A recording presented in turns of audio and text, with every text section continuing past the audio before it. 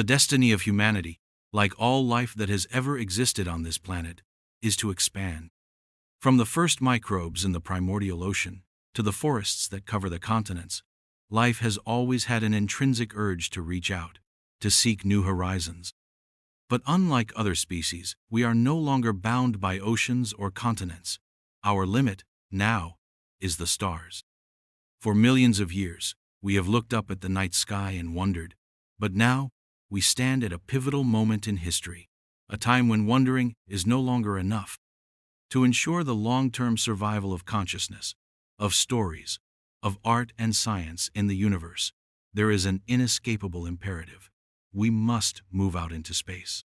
And to begin that great journey, there is a first, most logical, and most profound target. A world that is familiar yet alien. A familiar red dot in our night sky.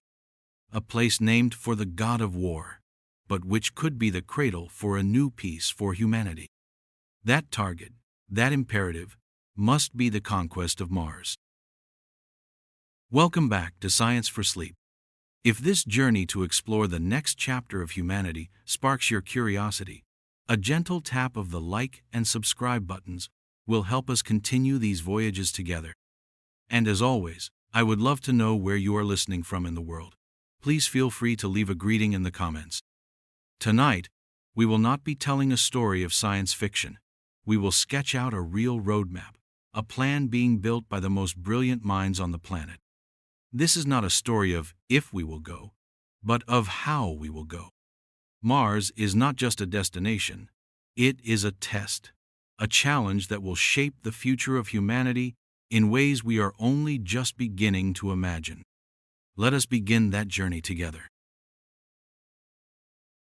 The great ship that will carry humanity to Mars is a marvel of engineering, a testament to our mastery of physics and material science. But a ship, no matter how powerful, is just a vessel. The true heart of this monumental journey, the element that will ultimately determine its success or failure, is far more complex and far more fragile. It is the human mind. And so, before a single engine is ignited, the most difficult and most important part of the mission must begin here on Earth. This is the search for the chosen ones, the first Martian astronauts. The selection process for this first crew will be unlike any that has come before it. It is not a search for the swashbuckling test pilots of the Mercury era, nor even for the highly specialized scientists of the Space Shuttle program. It is a search for a new kind of human being, a pioneer whose greatest strengths are not physical, but psychological. The physical requirements, of course, will be immense. The candidates will need to be in peak physical condition, their bodies able to withstand the rigors of launch, the long months of weightlessness, and the harsh, low-gravity environment of Mars. But more than just fitness, they will need a profound physical resilience. Their bodies must be able to adapt to a world where the very concept of up and down is different, a world where their bones will want to weaken and their muscles will want to atrophy. They will be the subjects of the most important medical experiment in history, their every heartbeat and every breath monitored to understand how the human body endures in an alien world. Yet, for every physical test, there will be a dozen psychological ones, each more subtle and more demanding than the last. The true challenge of Mars is not in the body, it is in the mind. The first and most profound of these challenges is isolation. The astronauts on the International Space Station, though in space, are never truly alone. They are in constant communication with Earth, and they can see our beautiful blue planet hanging in their window, a constant and comforting reminder of home. The first Martian crew will have no such comfort. As their ship pulls away from Earth, they will watch our world shrink, from a great, swirling marble to a bright blue star, and then, after a few weeks, to a pale, faint dot, almost indistinguishable from any other star in the sky. For the first time in history, human beings will be so far from home that our planet is no longer a world, but just a point of light. They will be adrift in an ocean of emptiness, with a communication delay of up to 20 minutes each way. There will be no real-time conversations, no immediate help, no comforting voice from mission control to guide them through a crisis. They will be, in a very real sense, completely and utterly on their own. The candidates must therefore possess a deep, innate ability to find peace in solitude, to be comfortable in the profound silence of the void. The second great challenge is confinement. Their world for nearly 3 years, the journey there, the time on the surface, and the journey back will be a small, enclosed space, perhaps no larger than a small house. They will live, work, eat, and sleep within meters of the same few people, day after day, month after month, with no escape. There is no going for a walk in the park, no fresh air, no change of scenery beyond the slow, silent turning of the stars. The ideal candidate must not just tolerate monotony, they must find a kind of profound peace within it. They must be masters of their own inner world, able to find richness and meaning in a life of extreme routine and repetition. And this leads to the third, and perhaps most critical, challenge: team cohesion. A small crew, locked in a small space, millions of kilometers from home, under constant stress, this is a perfect recipe for interpersonal conflict. There is no room for ego, for impatience, or for unresolved grievances. Every single member of the crew must be not just a brilliant scientist or engineer, but a masterful diplomat, an empathetic listener, and a person of immense patience and forgiveness. They will be tested in long-duration isolation chambers here on Earth, in Antarctic research stations, and in underwater habitats, all designed to simulate the intense psychological pressure of a long mission. The selectors will be watching not for who is the smartest, but for who is the kindest under pressure, for who can diffuse a tense situation with a quiet word, for who puts the well-being of the group above their own needs, always. These will not be adventurers in the old sense of the word. They will be the quiet monks of a new age of exploration, chosen not for their bravado, but for their humility, their resilience, and their unwavering calm in the face of the ultimate unknown. They are the ones who will carry the hopes, the dreams, and the very future of our species on their shoulders, to a new world under a different sun. The great journey to Mars does not begin with a direct, fiery departure from our own world.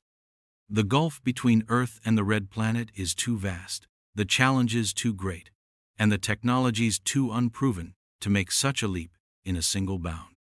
The path to Mars, paradoxically, begins by first looking back, by returning to our closest celestial neighbor, a world we have visited before but have not yet truly learned to live on. The first stop on the long road to Mars is the Moon. This return to the Moon, spearheaded by NASA's Artemis program and its international partners, is a fundamentally different endeavor than the Apollo missions of the 20th century. The goal is no longer just to plant a flag and collect a few rocks. The new imperative is to stay, to build, and to learn. The Moon has been reimagined as a great, silent training ground, a celestial laboratory where humanity can safely practice the difficult art of living on another world before attempting the far more perilous voyage to Mars. It is a place of profound but manageable challenges.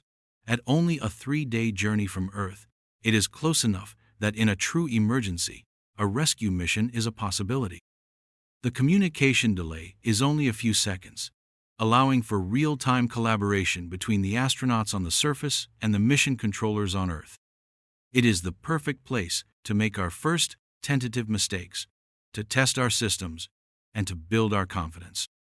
The first and most critical technology to be tested here will be our long-duration life support systems. On the Moon, astronauts will live for weeks, and eventually months, in habitats that must be almost completely self-sufficient. They will test the advanced systems that recycle air and water with near-perfect efficiency, a technology that is absolutely essential for a 3-year round trip to Mars, where resupply is impossible. They will learn to live and work in the fine, abrasive, and electrostatically charged lunar dust, a substance very similar to the dust that poses one of the greatest risks on Mars. They will test a new generation of spacesuits, designed not for brief moonwalks, but for long, arduous days of construction and geological fieldwork in a harsh, vacuum environment. But the most important skill to be mastered on the Moon is the science of living off the land. This is known as in situ resource utilization, or ISRU, and it is the key to a sustainable human presence beyond Earth. The most precious resource, both on the Moon and on Mars, is water, locked away as ice in the permanently shadowed craters of the lunar poles. Future missions will land robotic prospectors and eventually human crews in these regions of eternal darkness. They will learn to mine this ancient ice, to heat it, to purify it, and to use it. This water will not only be for drinking and growing plants. Through a process called electrolysis, it can be split into its constituent parts: breathable oxygen for the habitat, and liquid hydrogen and liquid oxygen, the two most powerful chemical rocket propellants we know. The Moon, therefore, becomes a great cosmic refueling station. Water mined from the lunar poles can be converted into rocket fuel, which can then be transported to a new and crucial piece of infrastructure, the Lunar Gateway. This will be a small space station, not in low Earth orbit like the ISS, but in a stable orbit around the Moon. It will be a staging post, a harbor in the deep ocean of space. The great interplanetary ships, too large and too complex to be launched in one piece from Earth, will be assembled here, piece by piece. And it is here that they will be fully fueled for their long journey to Mars, using the very water that was harvested from the Moon itself. The return to the Moon is not a detour. It is the first, essential, and beautiful step on the long and patient path to becoming a multi-planetary species. It is our base camp at the foot of the great mountain that is Mars. The great interplanetary ship that will carry the first humans to Mars will not be built on Earth. It will not stand tall on a launch pad at Cape Canaveral, a single, magnificent tower waiting to defy gravity.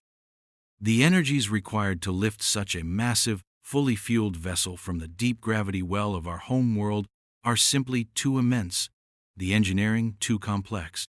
Instead, humanity will return to an older, more patient way of building its great vessels of exploration.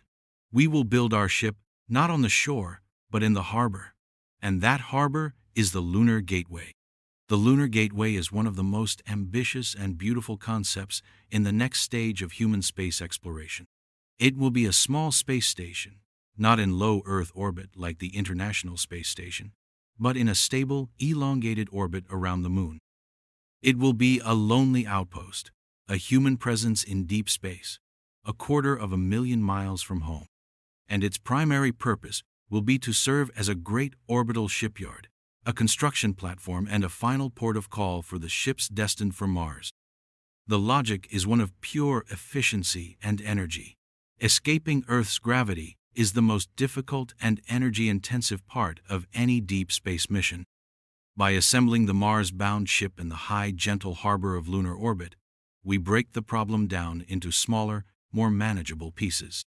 The individual components of the great ship, the powerful engine modules, the crew habitat, the life support systems, the vast fuel tanks, and the scientific laboratories will be launched from Earth one by one on smaller, more efficient rockets.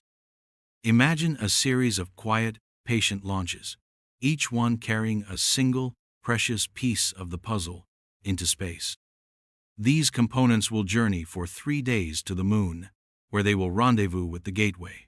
And here, in the silent, weightless construction yard of lunar orbit, the great ship will be born.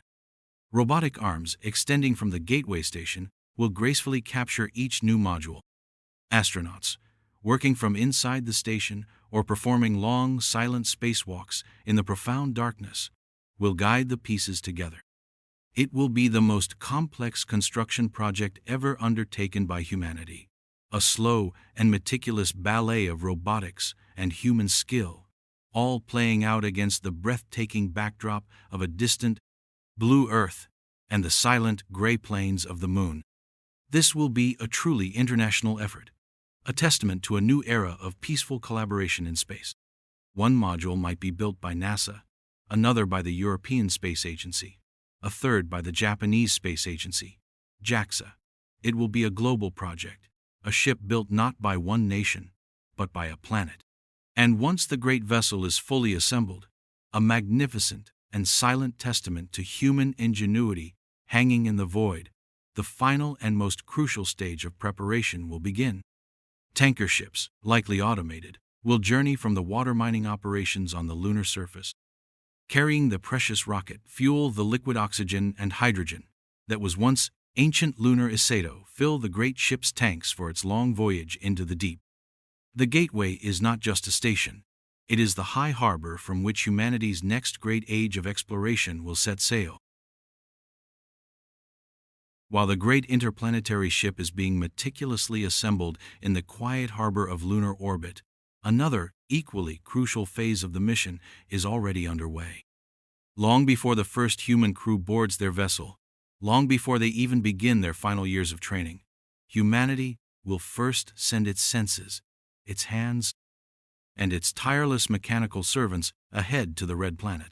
This is the story of the Pioneer robot fleet, a silent armada of probes, rovers, and builders, tasked with the monumental job of preparing a new world for the arrival of its first human inhabitants. This is a mission of profound patience and foresight. The journey to Mars is too long and too perilous to leave anything to chance. We cannot send humans to a world we do not yet fully understand. And so, we will first send our robotic proxies to be our eyes, our geologists, and our first construction workers. The first wave of this fleet will be the orbiters. These are sophisticated satellites that will enter a low, stable orbit around Mars, their primary mission being to create maps of unprecedented detail and accuracy. They will not just be taking pictures, they will be equipped with a suite of advanced instruments. Ground-penetrating radar will be used to peer beneath the dusty red surface, searching for the most valuable and life-sustaining resource on the planet, water ice. These orbiters will map the precise location, depth, and purity of the great subterranean glaciers and ice deposits that we know are hidden in the Martian mid-latitudes and at its poles. They will create a treasure map of water, guiding the future human missions to the most resource-rich landing sites. Other instruments will analyze the thin Martian atmosphere in minute detail, studying its weather patterns, its dust storms, and its radiation environment day after day, year after year, building the long-term climate models that will be essential for the safety of the first human crews. The second wave of the fleet will be the ground crews, the next generation of robotic rovers. Building on the incredible legacy of rovers like Spirit, Opportunity, Curiosity, and Perseverance, these new machines will be larger, more powerful, and more autonomous. They will be sent to the most promising landing sites identified by the orbiters. Their job is to be the on-the-ground geologists and safety inspectors. They will drill deep into the Martian soil, or regolith, to confirm the presence and accessibility of the water ice that the orbiters have detected.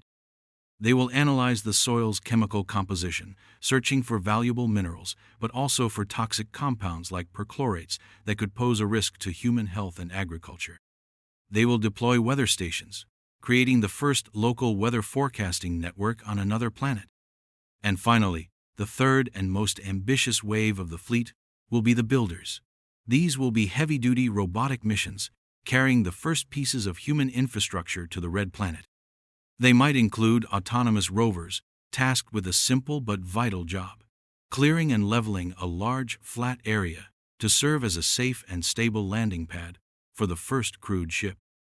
Other missions might deploy the first power sources, perhaps unfurling vast, thin-film solar arrays, or delivering a small, self-contained nuclear reactor that will provide the essential energy for the first human base.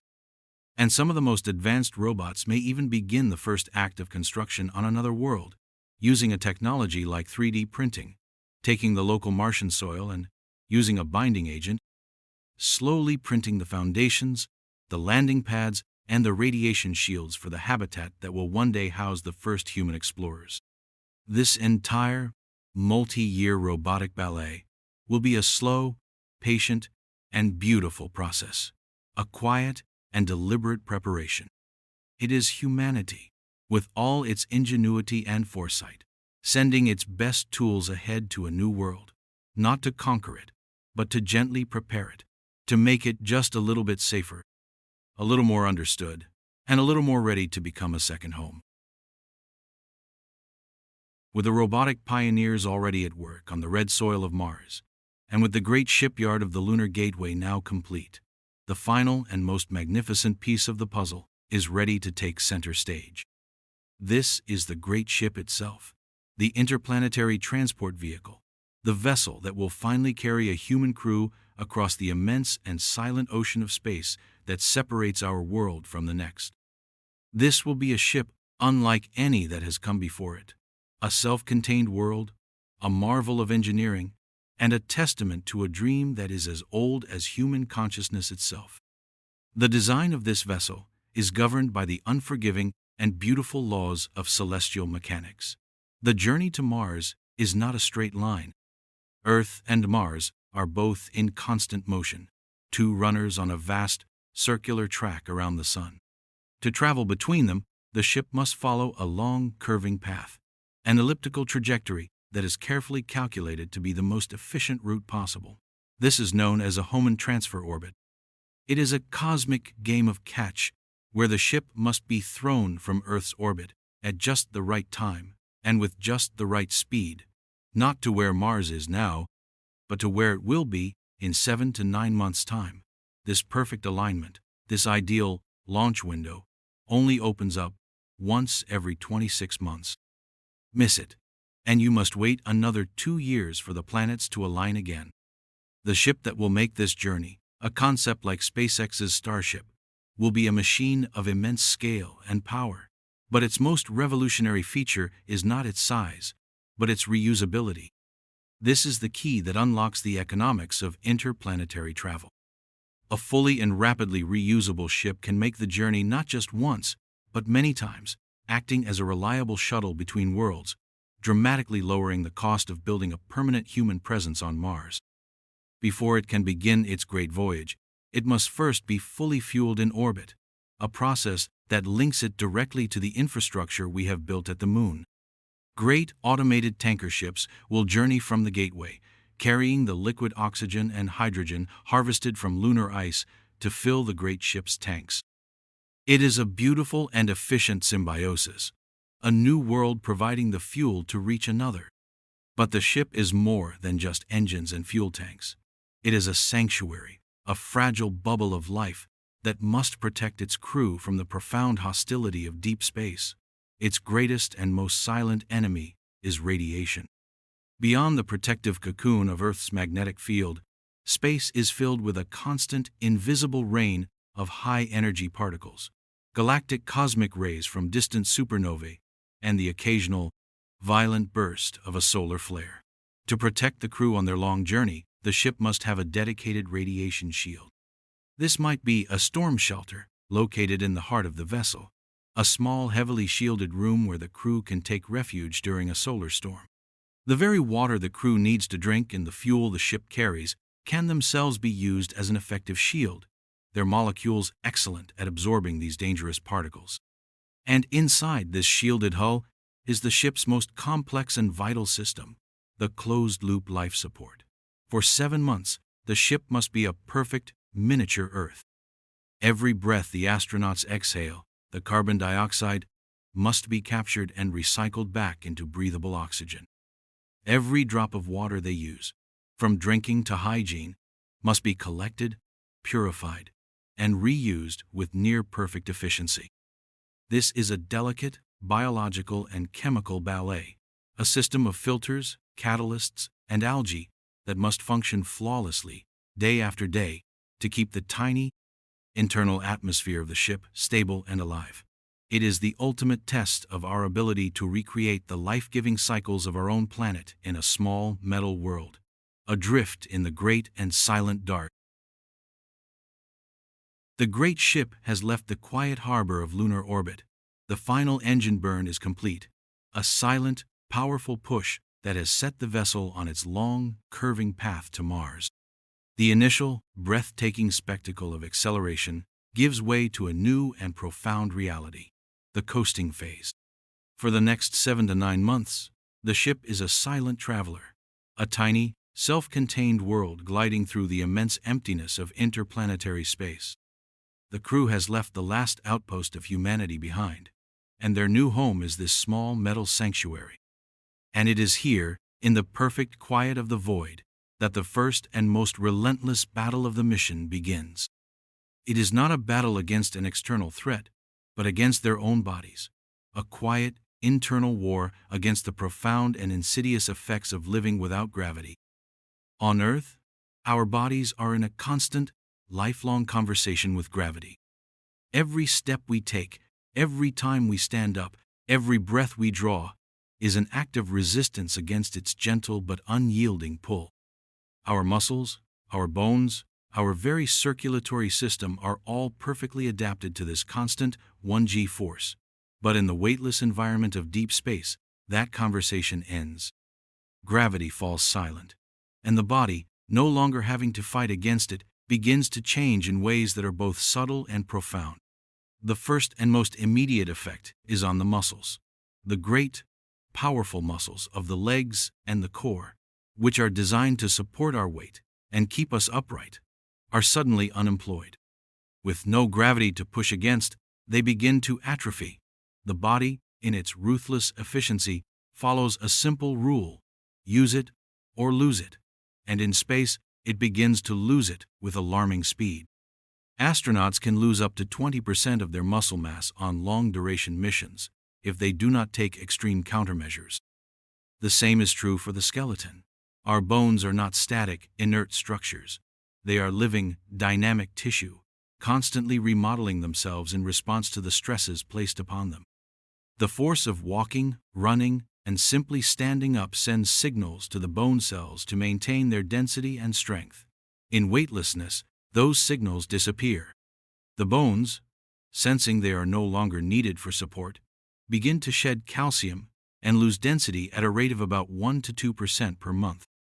This is the equivalent of advanced osteoporosis, a silent and invisible weakening of the very framework of the body.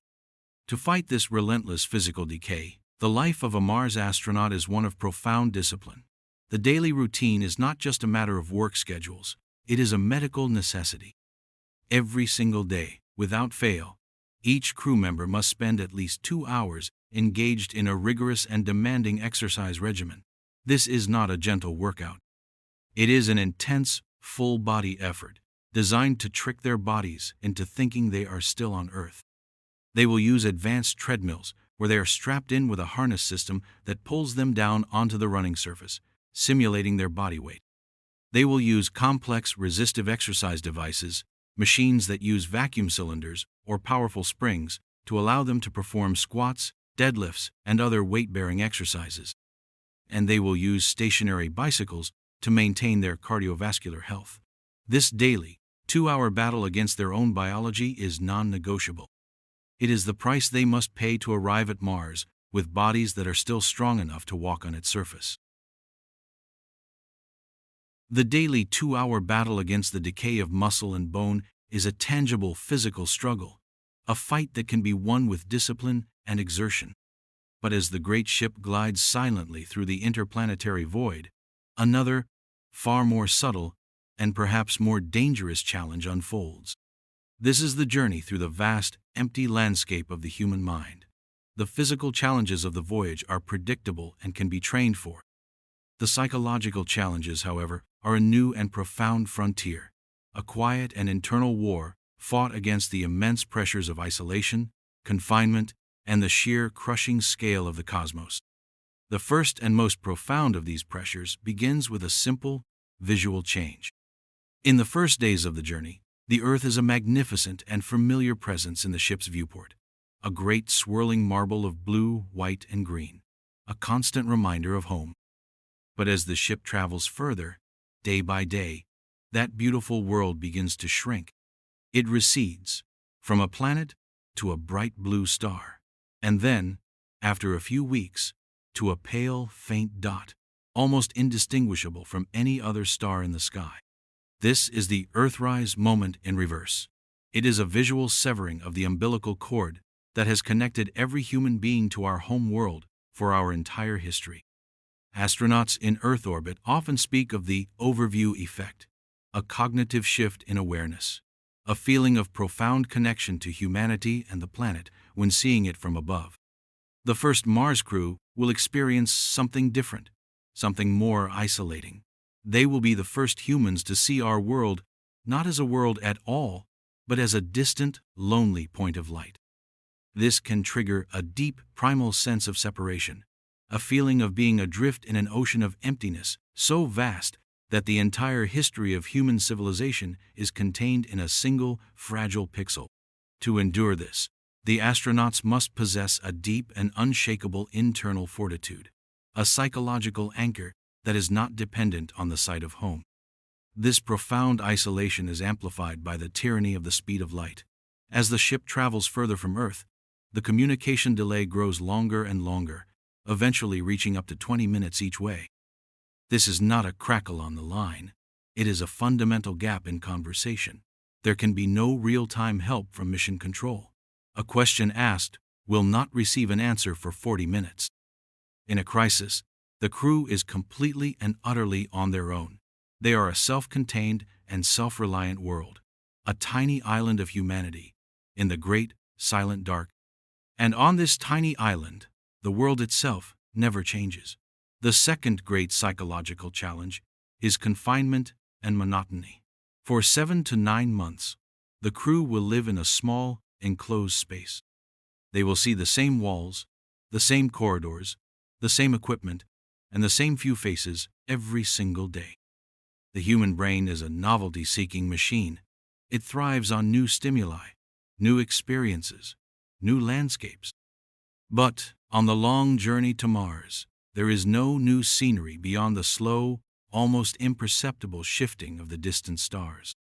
The daily routine, so essential for physical health, can become a source of profound mental fatigue. To combat this, the mission will be equipped with tools for psychological well-being. Virtual reality will be more than just entertainment. It will be a form of therapy. An astronaut will be able to put on a headset and, for a while, leave the confines of the ship. They could walk on a virtual beach and hear the sound of the waves, hike through a simulated forest, or even visit a virtual version of their own home, sitting in their favorite chair, surrounded by the familiar sights and sounds of a world they have left behind. And in the quiet moments, the journey becomes one of deep introspection. The astronauts will be the most dedicated diarists in history, their journals not just a record of the mission, but a vital tool for processing the profound and often overwhelming experience of being so far from everything they have ever known. The true right stuff for a Mars astronaut, then, is not the courage of a daredevil, but the quiet, patient, and unshakable resilience of a monk. It is the ability to find a universe of richness within the small, unchanging world of the ship, and within the even larger, quieter universe of their own mind. After the long, quiet months of coasting through the void, the great ship has finally arrived. The silent, patient journey is over. Mars is no longer a distant reddish star, but a vast ochre world, a colossal sphere of rust and rock that now fills the entire viewport. The crew has crossed the great ocean between worlds, and their new shore is waiting, but the final and most dangerous part of the entire voyage is about to begin. This is the landing. It is a sequence of events so complex, so fast, and so perilous that engineers have given it a stark and fitting name: the 7 minutes of terror. The challenge of landing on Mars is a unique and cruel paradox of physics. The planet's atmosphere is a treacherous middle ground. It is more than 100 times thinner than Earth's, far too thin for a parachute alone to slow a heavy spacecraft to a safe landing speed. And yet, it is still thick enough to create immense friction and catastrophic heat for any object entering it at interplanetary speeds. It is the worst of both worlds, too thin to be truly helpful, but too thick to be ignored. The ship must therefore perform a perfect, high-speed ballet, using every tool at its disposal: heat shield, parachute, and rocket engine, a flawless and rapid sequence. And here is the most profound and contemplative aspect of this final descent. It must be done in complete and utter solitude. By the time the ship reaches Mars, the communication delay with Earth is over 10 minutes each way. This means that the entire landing sequence, from hitting the atmosphere to touching the ground, which takes only 7 minutes, will be over before mission control on Earth even receives the signal that it has begun. For these 7 minutes, the astronauts are not pilots, they are passengers. Their lives are completely in the hands of the autonomous systems, the lines of code, and the elegant mathematics worked out by engineers years before, on a different world. It is the ultimate act of trust in science. The sequence begins. The ship, traveling at over 20 kilometers per hour, hits the first tenuous wisps of the upper Martian atmosphere. The friction, almost non-existent at first, rapidly increases. The great heat shield on the bottom of the vessel begins to glow, from a dull red to a brilliant orange to a blinding white. It is a man-made star, a temporary meteor streaking silently across the thin pink Martian sky, enduring temperatures of over 1,600 degrees Celsius. Inside, the crew is pushed back into their seats by the force of deceleration. After about 4 minutes, the ship has slowed enough for the next act. At an altitude of about 11 kilometers, while still traveling faster than the speed of sound, a mortar fires, deploying a massive supersonic parachute. It is a beautiful and violent event, a great, strong flower blooming in the thin air, snapping open with immense force to catch the tenuous atmosphere. The ship is jolted, its speed plummeting dramatically. For a short time, it hangs beneath this great parachute, descending through the hazy sky. But the parachute is not enough. The air is too thin to slow the heavy ship for a soft landing. And so, in the final minute, the last and most delicate phase begins.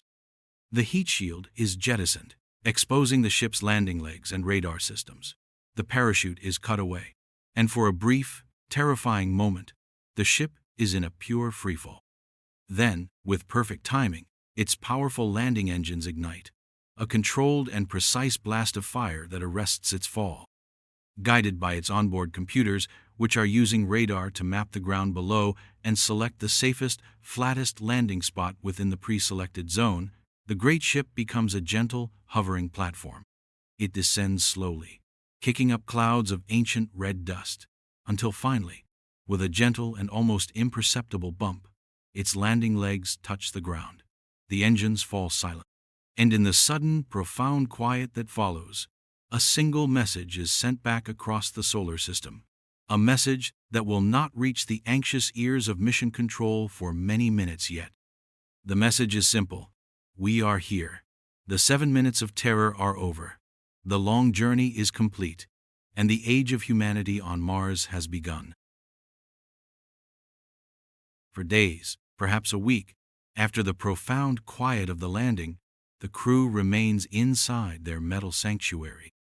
This is a time of meticulous checks, of systems analysis, of ensuring their small outpost is stable and safe. It is also a time of quiet adaptation, of allowing their bodies and minds to acclimate to a new world. But then, the day arrives.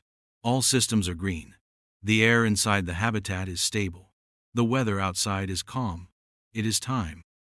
The world holds its breath, though it will not know of the event until many minutes later. This is the moment that will be etched into the memory of our species forever, a moment to stand alongside the first steps out of Africa and the first footprint on the moon. The inner airlock door closes, and the slow, deliberate process of depressurization begins. The astronaut, clad in the advanced, flexible layers of their new spacesuit, stands in the small, silent chamber, their own breathing the only sound. The outer door opens, not to a vacuum, but to the thin, cold, carbon dioxide atmosphere of another world. And for the first time, a human being stands on the threshold of Mars. The first sensation is one of profound and absolute silence. Mars is a world without the familiar sounds of life. There is no wind rustling through trees, no call of a distant bird, no hum of insects. The air is too thin to carry sound effectively. The silence is not empty. It is a deep, ancient, and geological quiet. The sound of a planet that has been waiting, undisturbed, for billions of years. The astronaut descends the ladder, their movements slow and careful. And then, their boot touches the ground. It is a soft, almost gentle contact with a surface of fine reddish dust and small pebbles. This is the regolith, the ancient weathered soil of Mars. This is the first human footprint on another planet. They take a moment, standing perfectly still, to simply perceive. The landscape that stretches out before them is one of sublime and desolate beauty. It is a vast, rolling desert of ochre and rust, stretching to a distant, hazy horizon. There are ancient, eroded craters, the gentle slopes of long-dead volcanoes, and fields of dark, volcanic rock. The colors are muted, a palette of reds, browns, and golds under a strange and beautiful sky. The Martian sky is not the deep blue of Earth. In the middle of the day, it is a thin, butterscotch, or pale pink, colored by the fine red dust that is perpetually suspended in its atmosphere. And the sun, our familiar brilliant star, appears smaller and whiter from this great distance, its light less intense, casting long, sharp shadows across the alien terrain. And then, there is the feeling of the body itself.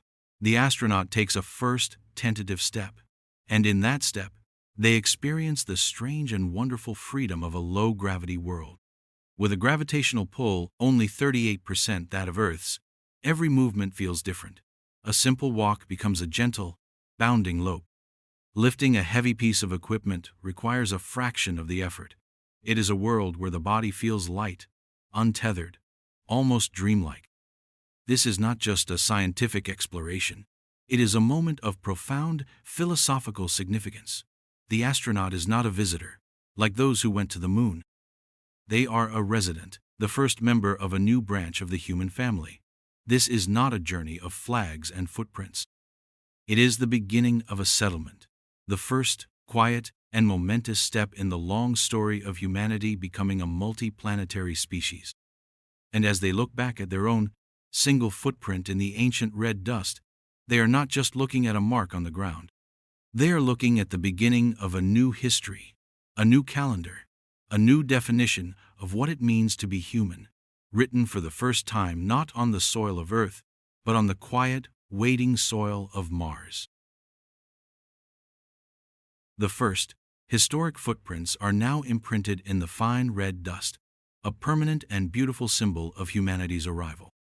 The initial, breathtaking moments of discovery, of seeing a new world for the first time, will be forever etched in the annals of exploration. But as the euphoria of that first day gives way to the long, quiet routine of survival, the crew must confront the true nature of their new home. Mars is not a benign wilderness waiting to be tamed. It is a world of profound and subtle dangers, a place where the greatest threats are not the towering mountains or the deep canyons, but the invisible enemies that are woven into the very fabric of the planet itself.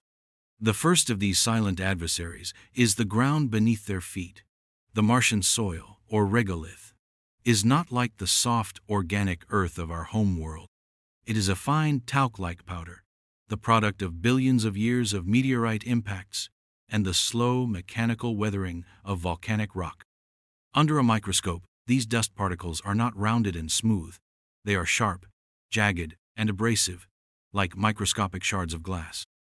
And because the atmosphere is so thin and dry, this dust is electrostatically charged. It clings to everything. This is more than just an inconvenience.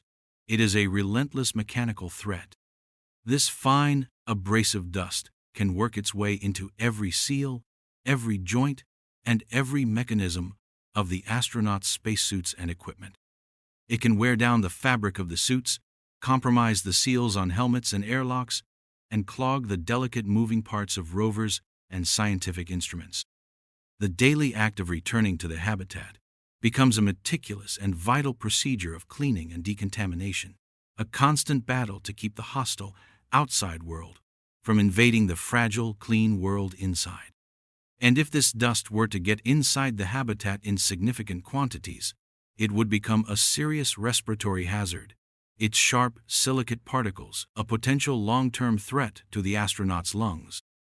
The red dust of Mars is not just a landscape, it is a patient and persistent foe. The second, and perhaps most significant invisible enemy, is radiation. On Earth, we are protected by a powerful two-layered shield. Our planet's strong global magnetic field deflects the most energetic particles from the Sun and deep space, and our thick, nitrogen-rich atmosphere absorbs most of what remains. Mars has neither of these things. Its global magnetic field died billions of years ago, and its atmosphere is now less than 1% as thick as Earth's. The surface of Mars is, therefore, constantly being bombarded by a silent, invisible rain of high-energy radiation. This radiation comes from two sources.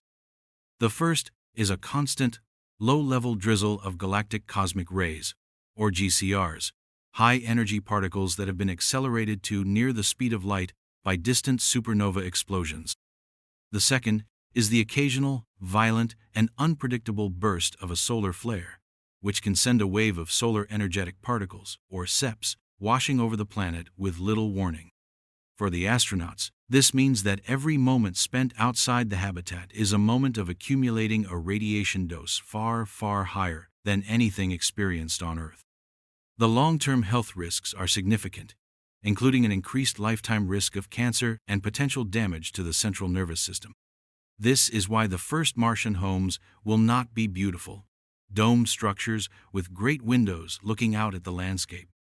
They will be fortresses, likely buried under several meters of Martian soil, using the regolith itself as a thick, effective shield to protect the crew while they sleep and rest. The third invisible enemy is hidden in the chemistry of the soil itself. In 2008, NASA's Phoenix lander made a surprising and troubling discovery. It found that the Martian soil contains a significant concentration of perchlorate salts. On Earth, perchlorates are used in things like rocket fuel and fireworks. They are also highly toxic to humans. If ingested, they can interfere with the thyroid gland's ability to absorb iodine, disrupting the production of hormones that are essential for regulating metabolism. This means that the very soil the astronauts walk on cannot be used directly to grow food. It must first be carefully processed, the toxic salts washed out, before it can ever be used for agriculture.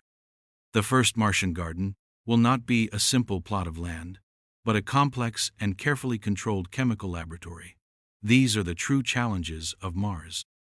They are not the dramatic monsters of science fiction, but the quiet, persistent, and invisible realities of a world that has not been shaped by or for life. They are the fundamental problems of dust, radiation, and chemistry that must be solved, with patience and with science, to turn this beautiful, desolate world into a true and lasting home. With the first historic steps now taken, and the initial scientific surveys of the landing site complete, the crew's primary mission shifts from exploration to construction. The long-term survival of this first human outpost depends not on grand gestures, but on the slow, patient, and meticulous work of building a home. The first Martian habitat will not be a great, gleaming city. It will be a small, humble, and incredibly resilient sanctuary, a fortress designed to protect its inhabitants from the invisible enemies of their new world. The very first home may, in fact, be the ship that brought them there. A vessel like the Starship is designed not just as a transport, but as a prefabricated, self-contained habitat. Once landed, its engines fall silent forever, and its great fuel tanks are repurposed for storing water and gases. The ship itself becomes the first building block of the new settlement, a vertical outpost on the Red Plains, its familiar corridors and cabins providing a sense of continuity and security in an alien world. But a single ship is not enough. To create a truly sustainable and protected base, the crew must expand. The first new structures to be deployed will likely be inflatable habitats. Carried to Mars in a compressed state, these modules are then filled with breathable air, expanding like great high-tech cocoons to create large, open volumes for living, working, and growing food. These structures are lightweight and efficient, but their thin walls offer little protection from the constant rain of cosmic radiation. And so, The next and most crucial phase of construction begins, a task that will be performed not by the astronauts, but by their tireless robotic partners. Great, autonomous rovers, essentially robotic bulldozers and 3D printers, will begin the slow work of burying the new habitats. They will push and pile the Martian regolith, the fine red soil, over the inflatable structures, creating a thick, dense mound of earth several meters thick. This regolith is an excellent and readily available radiation shield.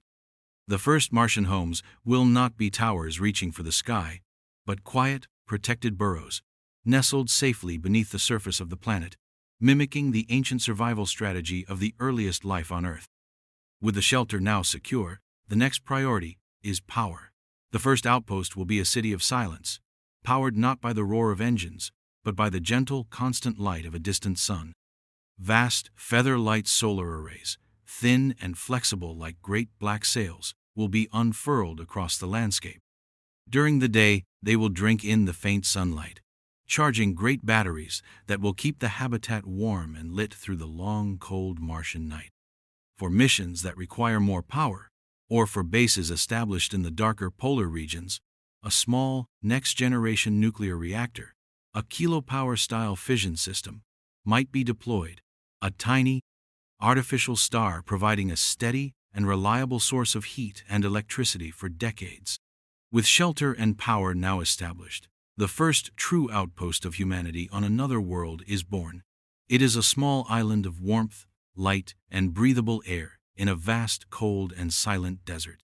It is a testament not to brute force, but to quiet ingenuity, a home built not just of metal and fabric, but of science, patience, and a dream that has been carried across the stars. The first Martian home is now established, a tiny, pressurized sanctuary buried safely beneath the red soil, powered by the faint, distant light of the sun. But this outpost, as resilient as it is still utterly dependent on the resources it brought from Earth. To truly become a self-sustaining settlement, to sever the long, fragile umbilical cord that connects it to its home world, the first colonists must learn to live off the land.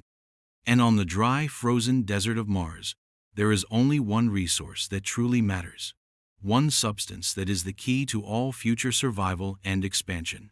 It is the planet's frozen lifeblood, water. We know from our robotic pioneers that Mars is not a completely dry world. While liquid water cannot exist for long on its cold, low-pressure surface, there are vast quantities of water ice locked away beneath the ground, a hidden and ancient treasure. This ice is most abundant at the planet's poles, in great, layered caps of frozen water and carbon dioxide.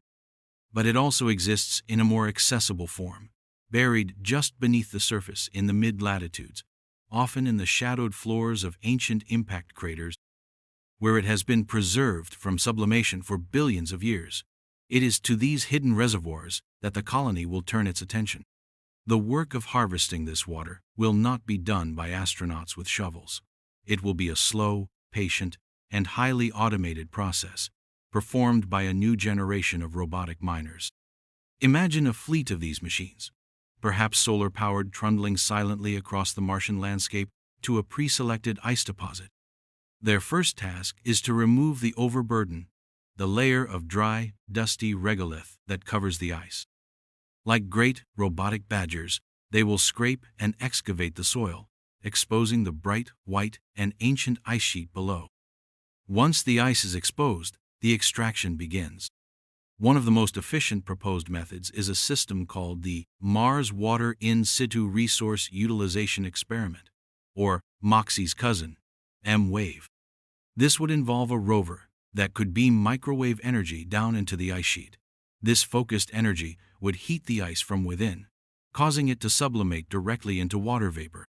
This vapor would then be captured under a sealed dome and piped to a central processing unit, where it would be recondensed and purified into liquid water. It is an elegant and efficient process, a way of mining water with light, without the need for heavy mechanical digging equipment. This harvested water is the most valuable substance on the planet, the true gold of Mars. It will be used for three critical purposes. The first, and most obvious, is for life itself. It will be the drinking water for the crew, the water used for rehydrating food, and for hygiene. The second purpose is to create life. This water will be the lifeblood of the first Martian greenhouses, the precious irrigation that will allow the first earthly plants to sprout and grow in alien soil, providing a source of fresh food and a vital psychological connection to the green world that was left behind. But the third purpose is the most profound, for it is the one that guarantees a future. The water will be taken to a processing plant, and through electrolysis, its molecules will be split into their constituent parts, hydrogen and oxygen. The oxygen will be used to replenish the breathable air in the habitat, and the liquid oxygen and liquid hydrogen will be stored in super-chilled tanks. This is the most powerful chemical rocket propellant we know. By harvesting the frozen water of Mars, the colonists are not just ensuring their own survival, they are manufacturing, molecule by molecule, the very fuel they will need for the great ship to make its long journey home to Earth. It is the ultimate act of self-sufficiency. The moment the Martian outpost learns to draw its life, its breath, and its freedom from the frozen heart of its new world. With the first precious drops of Martian water now harvested and stored, the colonists have secured the most fundamental ingredient for their survival. But water, as vital as it is only half of the life-giving equation. The other half is the very air they breathe. The habitat, for now, is a sealed bubble, its atmosphere a finite and carefully managed resource brought all the way from Earth. To create a truly self-sustaining settlement, to become a colony that can grow and endure, humanity must learn to do something that has, until now, been the exclusive domain of plants. They must learn to breathe from the air of another world. This is a challenge of profound chemical difficulty. The Martian atmosphere is not a welcoming place for human lungs. It is incredibly thin, with a pressure less than 1% of Earth's. And its composition is alien. It is over 95% carbon dioxide, the very gas we exhale as a waste product. The breathable oxygen that makes up 21% of our own atmosphere is almost completely absent on Mars, existing only in the tiniest trace amounts. To survive, the colonists cannot simply filter the air. They must remake it. They must become alchemists, transforming a poisonous atmosphere into the breath of life. This is not a theoretical dream. The first, crucial step in this process has already been taken. A quiet and historic success story that played out on the surface of Mars in 2021. Carried to the planet aboard the Perseverance rover was a small, golden box, an instrument about the size of a car battery. Its name was MOXIE, which stands for the Mars Oxygen In Situ Resource Utilization Experiment, and its mission was to prove that this act of atmospheric alchemy was possible. The science behind MOXIE is a beautiful and elegant process called solid oxide electrolysis. Let us imagine it as a single mechanical tree. It breathes in the carbon dioxide from the Martian atmosphere. Inside the instrument, this gas is compressed and heated to an incredibly high temperature, about 800 degrees Celsius. At this extreme heat, a powerful electric current is passed through the gas. This jolt of energy does something remarkable. It splits the stable carbon dioxide molecules, CO2, apart. It breaks the bonds, separating one of the oxygen atoms from the carbon monoxide molecule. The result is two products. The first is carbon monoxide, a waste gas that is harmlessly vented back out into the Martian atmosphere. The second, precious and pure, is oxygen. In its first test run, the small MOXIE instrument successfully produced about 5 grams of oxygen, enough for an astronaut to breathe for about 10 minutes. It was a small amount, but the significance was monumental. For the first time in history, humans had produced breathable air on another planet, using the native resources of that world. Now, let us scale this quiet, successful experiment up to the needs of a human colony. The first Martian outpost will not have a single, small MOXIE. It will have an oxygen farm, a dedicated facility with dozens of larger, more powerful MOXIE-like units, working tirelessly day and night. Imagine a quiet field next to the main habitat, not of plants, but of these golden mechanical trees, silently inhaling the thin, red air and exhaling the pure, life-giving oxygen that will fill the habitat and the astronauts' spacesuits. This locally produced oxygen is the key to true independence from Earth.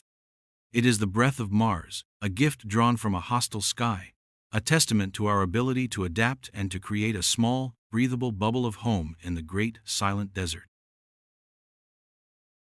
With a secure home buried beneath the soil, with a steady stream of power from the sun, with water mined from ancient ice, and with breathable oxygen drawn from the thin red air, the first Martian colony has achieved the impossible.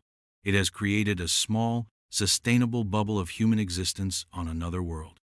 But for this outpost to truly become a home, for its inhabitants to feel a connection not just to the planet they left behind, but to the one they now stand upon, they need one final, and perhaps most beautiful, element of life. They need to see something grow. This is the story of the first Martian garden. The challenge is immense. The ground outside the habitat, the Martian regolith, is not soil in the way we know it.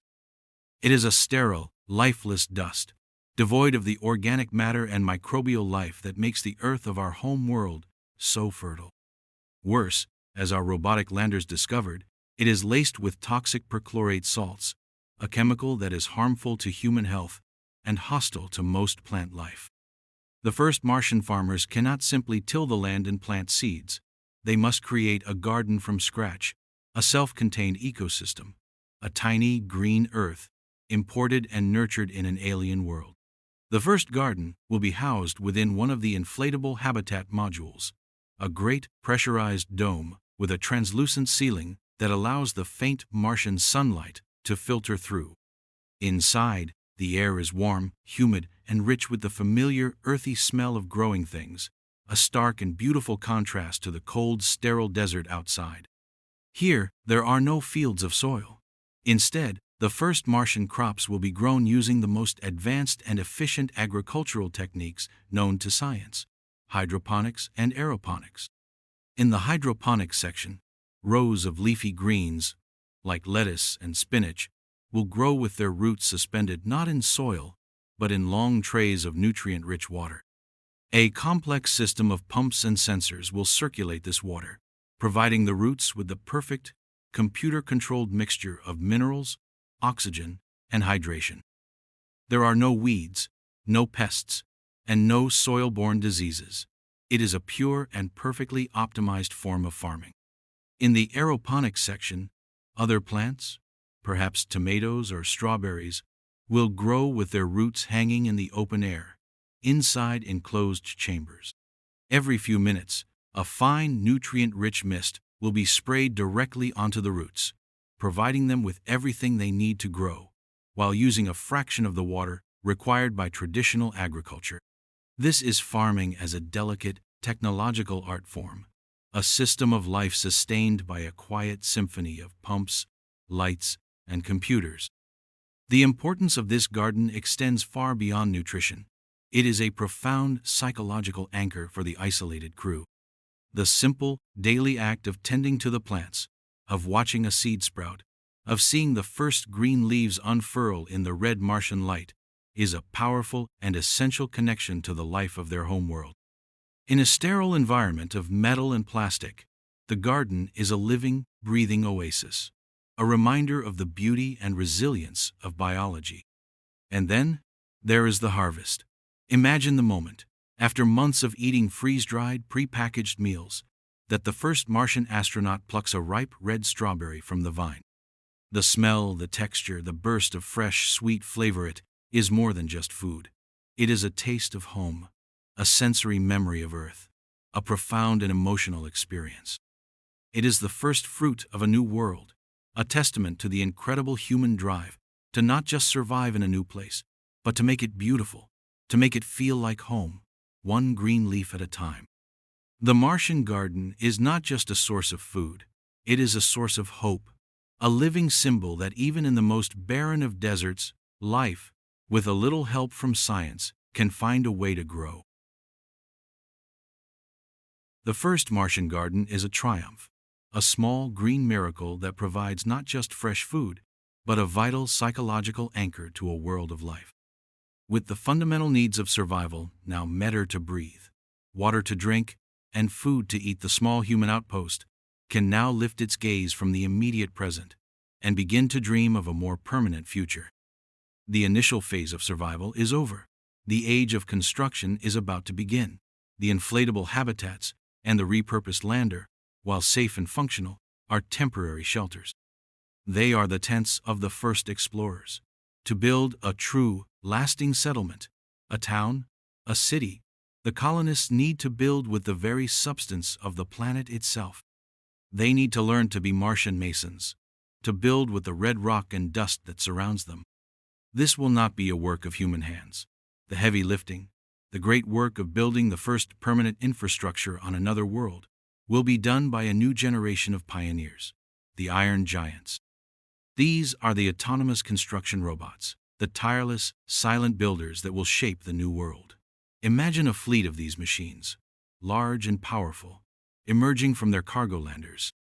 Some are like great robotic earth movers, their wide blades slowly and patiently leveling the ground, clearing landing pads, and building great earthen berms around the habitat to provide an extra, thick layer of radiation shielding. But the most remarkable of these iron giants are the 3D printers. These are not the small desktop printers we know on Earth. These are colossal, mobile gantries, designed to perform a new kind of architecture, a process known as additive manufacturing. Their raw material is the Martian regolith itself. A robotic scooper will gather the fine, red dust and mix it with a special binding agent, a polymer brought from Earth, or perhaps even one synthesized on Mars itself. This mixture creates a kind of Martian concrete. And then, the quiet, beautiful ballet of construction begins. The great 3D printing rover, guided by a digital blueprint, moves slowly across the prepared ground. Its nozzle extrudes a thick, steady stream of this Martian concrete, laying down the foundation of a new structure, layer by patient layer. There is no loud noise of construction, no shouting of workers, only the quiet hum of electric motors and the soft hiss of the extruder. Hour by hour, day by day, the walls of the first permanent Martian building begin to rise from the red dust. These first structures will be simple and functional. They will be landing pads, hardened surfaces that will allow the next generation of great ships to land safely without blasting the surrounding area with high-velocity debris. They will be garages and workshops, shielded spaces where rovers can be repaired and equipment can be maintained. And eventually, they will be the first rigid, permanent habitats, thick-walled structures printed from the very soil of Mars, providing a level of safety, space, and permanence that the inflatable modules never could. This is a new kind of partnership between humanity and machine. The astronauts, from the safety of their habitat, will be the architects and the supervisors, designing the structures and overseeing the work of their robotic fleet. But the robots will be the builders, the tireless hands that work day and night, in the thin air and the cold, slowly and methodically turning a digital dream into a physical reality. It is the beginning of a Martian town, a settlement built not just by human hands, but by the quiet, patient, and intelligent work of our iron children, the first generation of true Martian builders. With the great iron giants now silently at work, laying the foundations of a permanent home, the first Martian colony enters a new and far more complex phase of its existence. The initial, frantic challenges of pure survival of landing, of securing power, of finding water, and making air are slowly giving way to a more profound and subtle challenge. This is the challenge of building not just a base, but a society. With the basic needs of the body now met, the deeper needs of the human spirit begin to emerge. How do you govern a world with a population of less than a dozen? What does justice look like when your nearest courthouse is millions of kilometers away? And what kind of culture is born from the red dust of a silent, alien world? The first Martian society, will not begin with a grand declaration of independence or a constitutional convention. It will begin with the quiet, practical necessities of a shared and perilous existence. The first laws on Mars will not be philosophical treatises, they will be engineering protocols. They will be the strict, life or death rules that govern the operation of the habitat's life support systems, the maintenance of the rovers, and the rationing of precious resources. In this new world, forgetting to close an airlock door properly is not a simple mistake. It is an act that endangers the entire species. The first system of law will be one of profound, shared responsibility, born from the simple, unshakable truth that every individual's survival is completely dependent on the discipline and competence of everyone else. The governance of this tiny outpost will, at first, be simple and hierarchical, a structure inherited from the long years of training and the journey itself. There will be a mission commander, a leader chosen not for their political skill, but for their ability to make calm, rational decisions under immense pressure. But this will not be a dictatorship. It will be a community of highly intelligent, highly trained specialists. Every major decision, from planning the next geological survey to allocating power during a dust storm, will be made through a process of quiet, data-driven collaboration. The first Martian Council meetings will be held around a simple table, a small group of human beings in a quiet room, working together to solve the immense problems of living on another world. And from this shared struggle, a new culture will begin to emerge, a culture unlike any that has ever existed on Earth. It will be a culture born of a shared, transcendent experience. These first colonists will be the only beings in history to have seen the Earth as a pale blue dot, the only ones to have walked under a pink sky and felt the gentle tug of Martian gravity. This shared experience will create a bond between them that is deeper and more profound than any national or cultural identity they brought with them from Earth. They will be the first true Martians. This culture will be one that is deeply and intimately intertwined with science and technology. On Mars, an understanding of engineering is not an academic pursuit, it is the language of survival.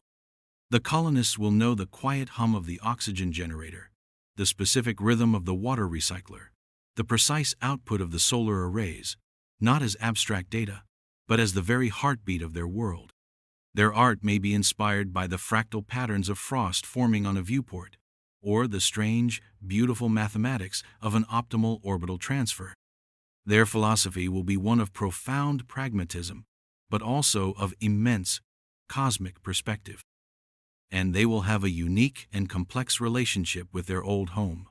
Earth will be a distant, beautiful memory, a source of nostalgia, and perhaps a quiet sadness. It will be the place of their birth, the home of everyone they have ever known and loved, but it will also be a place they can never truly return to. Their bodies, having adapted to the low gravity of Mars, may never be able to comfortably withstand the heavy pull of Earth again. They will be the first generation of a new, and perhaps permanent, human diaspora. Their culture will be one of looking forward, of building a new future in a new land, a quiet and resilient culture, born in the silent red desert of Mars. With a permanent human settlement now established, its foundations printed from the red soil, its air manufactured from the thin atmosphere, and its gardens growing under a distant sun, humanity has achieved the impossible. We have become a multi-planetary species, but the human spirit is rarely content with mere survival. Once a foothold is secured, the dream inevitably turns towards something grander, more profound, and almost impossibly ambitious. This is the dream of not just living on Mars, but of remaking it. This is the dream of terraforming. Terraforming is the hypothetical process of transforming a hostile, alien planet into one with an Earth-like environment, a world with a thick, breathable atmosphere, with blue skies, with flowing rivers, and with vast, green forests. It is the ultimate act of planetary engineering, the dream of creating a second Earth, a new cradle for life in our solar system. For now, this remains the realm of science fiction, a project for a distant and far more advanced generation. But the scientific principles behind it are real, and they invite us into a breathtaking thought experiment about the future of humanity. The first and most fundamental challenge of terraforming Mars is to warm it up. The planet is a frozen desert, and to bring it to life, we must first break its ancient, icy slumber. The key to this lies in its thin atmosphere. By thickening the atmosphere and introducing powerful greenhouse gases, we could, in theory, trigger a controlled runaway greenhouse effect that would warm the entire planet. How could this be done? The ideas are on a scale as grand as the ambition itself. One proposal involves building great automated factories on the Martian surface, machines designed to do one thing: pump out super greenhouse gases, compounds far more potent at trapping heat than carbon dioxide. Another, even more spectacular idea is to build colossal thin-film mirrors in orbit around Mars, great gossamer sails of light, positioned to reflect and focus additional sunlight onto the planet's polar ice caps. Or perhaps a simpler method, darkening the ice caps with a layer of black dust, causing them to absorb more of the sun's energy rather than reflecting it back into space. Whatever the method, the initial goal is the same: to heat the poles. The Martian polar caps contain immense reserves of frozen carbon dioxide or dry ice. If we could raise the temperature by just a few degrees, this dry ice would begin to sublimate, turning directly into gas and releasing vast quantities of CO2 into the atmosphere. This would be the first step in a planetary chain reaction. The new CO2 would thicken the atmosphere and trap more heat, which would in turn sublimate more ice, releasing more CO2 in a positive feedback loop that would slowly, over centuries, warm the entire planet. As Mars warms, the second great prize would be unlocked: the vast hidden reserves of water ice buried beneath the soil and in the northern polar cap would begin to melt. For the first time in billions of years, liquid water would flow on the surface of Mars. It would fill the ancient dry riverbeds. It would pool in the great low-lying basins. It would form the first shallow seas and the first great oceans of a new world. It is a beautiful and inspiring dream. But it is a dream that is confronted by an immense and perhaps insurmountable obstacle. Mars has a fatal flaw, a wound from its deep past that makes it fundamentally different from Earth. It has no global magnetic field. Without this protective shield, any new, thick atmosphere we create would be slowly but surely stripped away by the relentless solar wind, just as its original atmosphere was billions of years ago. To truly terraform Mars, we would not just have to give it a new breath, we would have to give it a new heart, an artificial magnetic shield to protect it. And so, the dream of a green Mars remains just that: a dream, a beautiful, grand, and perhaps millennial-scale project for our distant descendants. It is not a practical plan for tomorrow, but a testament to the sheer scale of human imagination. It is a quiet reminder that our ultimate ambition is not just to visit other worlds, but to carry with us the most precious thing we know: the beautiful, improbable, and life-giving environment of home. The long Martian year has come to a close. The first great tour of duty on another world is complete. The initial habitat is stable, the scientific experiments have been conducted, and the robotic builders are continuing their patient work. And now, for the first crew, it is time to come home. The great interplanetary ship, refueled with the very water and oxygen that was harvested from the red planet, is ready to make its return voyage. The engines ignite, a brief and powerful roar in the thin Martian air, and the vessel lifts off from its dusty landing pad, leaving behind the first small outpost of humanity to await the next crew. The journey home is, in many ways, a mirror image of the journey out, a 7-month coast through the same silent, empty void.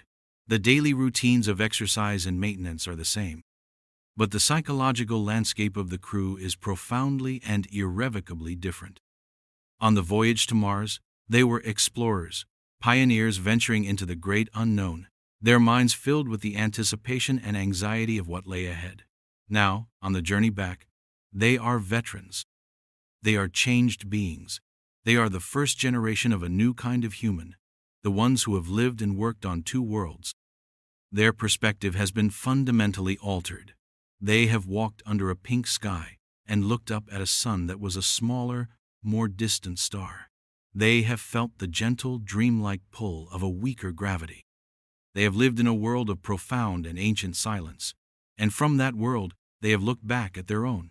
During their time on Mars, Earth was not their home, it was a star in their sky. It was the brilliant, blue, evening star, a single beautiful point of light hanging in the twilight, a constant and distant reminder of everything they had ever known. They have seen our world in its true cosmic context, not as the center of everything, but as a small, fragile, and exquisitely beautiful island of life in a vast dark ocean.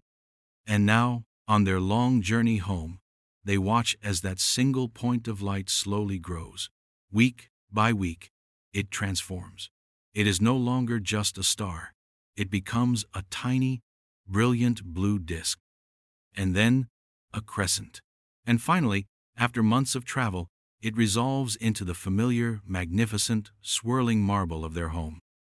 The great white clouds, the deep, impossible blue of the oceans, the familiar green and brown shapes of the continents.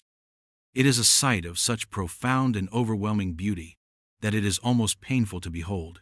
This is the reverse of the overview effect. It is not the shock of seeing the Earth from a distance for the first time, but the profound, emotional relief of seeing it up close once again. The final descent through Earth's atmosphere is a fiery and familiar violence, a re-entry far faster and more intense than the gentle landing on Mars. And then, the splashdown, a gentle landing in the blue waters of the Pacific Ocean. When the hatches finally opened, the first sensation is not one of sight, but of smell. The air rushes in, and it is not the sterile, recycled air of the habitat. It is the rich, complex, and overwhelmingly alive smell of home, the salt of the ocean, the scent of rain, the faint, organic perfume of a living world. And then, there is the return of weight. As they take their first steps back on Earth, the full, heavy, and forgotten pull of 1 g of gravity returns. Their bodies, accustomed to the gentle gravity of Mars, feel impossibly heavy. Every limb is a leaden weight. Simply standing is an act of exertion. They have returned not just to a place, but to a physical reality they had left behind. They have come home, but they are not the same people who left. They carry within them the silence of the red desert, the memory of a pink sky, and the profound, humbling knowledge of what it is to see your entire world as a single, distant, and beautiful star. The first Martian explorers are home. They have returned to the familiar, heavy embrace of Earth's gravity, to the rich, complex air, and to a world teeming with a kind of vibrant, chaotic life they had almost forgotten. They are heroes, pioneers, the first of our species to have lived on two worlds, but the most profound change they have brought back with them is not in the samples of red rock or the gigabytes of scientific data. It is in their perspective. They have returned with a new and deeply humbling understanding of our place in the cosmos, a truth they did not find on Mars, but one they could only see by leaving Earth behind. Many years ago, the great astronomer and storyteller Carl Sagan, upon seeing a photograph of Earth taken by the Voyager 1 spacecraft from the edge of our solar system, gave our world a new name. He called it the pale blue dot. From that immense distance, our planet, with all its oceans, its mountains, its cities, and its entire tumultuous history, was reduced to a single, tiny, almost insignificant pixel, suspended in a sunbeam. Sagan spoke of how this image was a profound lesson in humility, a reminder of our responsibility to be kinder to one another and to preserve the only home we have ever known. The first Martian astronauts have now lived this perspective. They have not just seen a photograph, they have witnessed the reality with their own eyes. From the silent red plains of Mars, they looked up into their own night sky and saw Earth, not as a world, but as a star. A brilliant, blue evening and morning star. a single, beautiful point of light. And in that sight, the true purpose of the journey becomes clear. The great imperative to travel to Mars was never truly about conquering another world. It was not about escaping our own. It was about gaining the perspective necessary to truly understand it. We had to leave home to finally see it for what it is: a small, fragile, and exquisitely precious island of life in a vast and indifferent cosmic ocean. Every war, every triumph, every work of art, every act of love, every single human being who has ever lived, has lived their life on that pale blue dot. And so, the journey to Mars is not an end, but a beginning. It is the beginning of a new kind of human consciousness, a consciousness that is not just planetary, but interplanetary. It is the understanding that our survival and our future depend not on our divisions, but on our shared identity as inhabitants of this one fragile world. The great and difficult journey to the Red Planet is, in the end, a journey that leads us right back to ourselves, with new eyes and a new appreciation for the miracle of home. And in that quiet, humbling, and beautiful realization, there is a profound and lasting peace.